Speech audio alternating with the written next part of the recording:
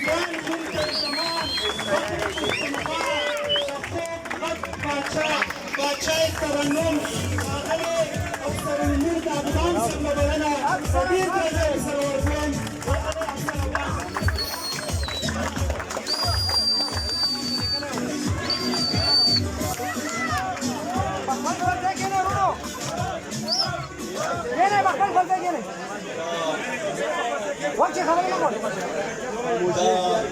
لوی خدای سترې نامې نه شروع کوم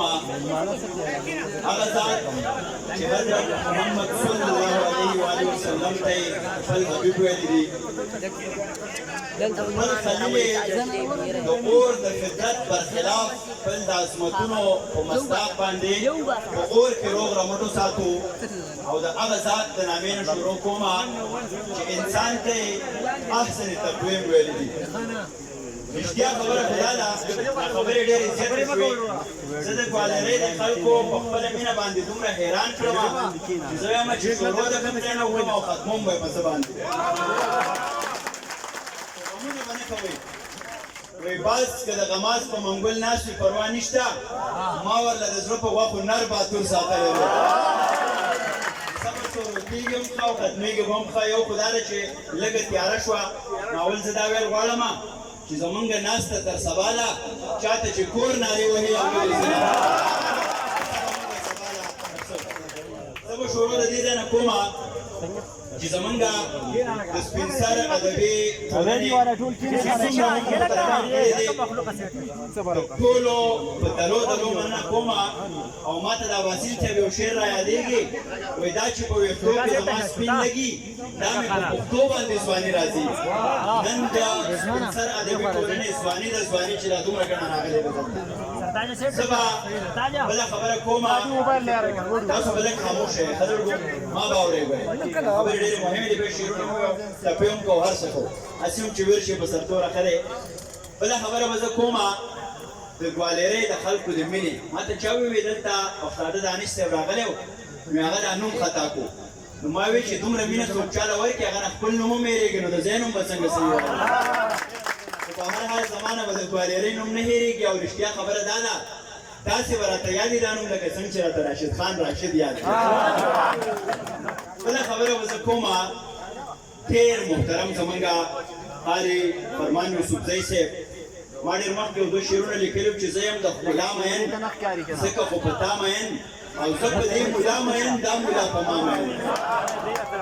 د دوی تر څنګه چې زمونږ دغه ټولنې څومره ذمهوار غړي دي د ټولو مننه کومه په دغه غونډه کې ما سپین ږیري مشران ولیدو علما کرام مې ولیدو زه تاسو ته دا باور در کومه باور دا یاد ساتئ په ریکارډ باندې دا خبره راځي چې دا هغه خاوره ده چې په 2008 نه هم کې دلته غرونو لوبې وې دلته تیرې تیرې ورځې وې دلته د بارودو کار و که چېرته دغه علما بیا زمونږ داسې قامخوښې قاري صاحبان او دغسې ویښ ځوانان د ویښ زلمي بیدار زلمي یو ملګری هم راغلی و دا په دې ګوالرۍ کې وي نو دا زه ډېر په ډاډ زړه باندې وایم هر سامراج هر غاصب ته دا پیغام لېږم چې څوک دې چاته نه وایي ما ټوله دنیا پېژني زه خپله عنوان خپله مضمون یم پښتون یم دا پښتانه جوړ کړي زه به مننه کومه زمونږ د ډېر محترم سراج لالا ډېر لوی سړی دی ګورې څنګه چې دې ووایې د زرو قدر په زرګرو سراج لالا چې ما ته ووایې نو ما ویل چې سراج لالا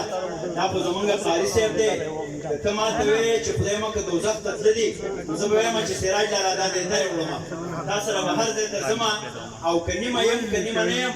مازدیګری به ګوالرۍ ته زه راوړم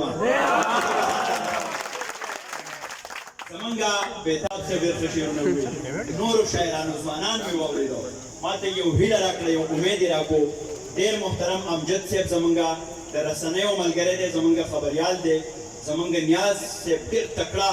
غږ راپورته کوي د دې سیمې ټول سټوریز مخې ته راوړي موږ ټول د دې ټولنې اکایان یو زمونږ کار زمونږ سوچ زمونږ دا فکر یو دی دا اکثر دې خلکو ته وایم زمونږ دلته د جماعت اسلامي ملګري هم ناست دي د عوامي نیشنل ګوند د پاکستان تحریک انصاف چې څومره هم ملګري ساحل صاحب وایي چې خدای خبر ستا نظر زما د نظر ضد ولې دی موږ خو دواړه د بارودو په ډیرې ولاړو زمونږ او ستاسو احساس غږ اواز